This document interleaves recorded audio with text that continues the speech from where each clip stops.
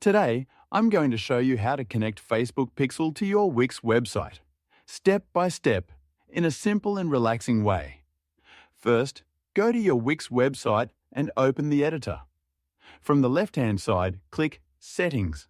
Next, select Marketing Integrations. Here, you'll see a list of available tools to connect your website with marketing platforms. Find Metapixel and KP and click on it. Then, click Connect. Follow the on-screen instructions to link your Facebook account and Pixel ID.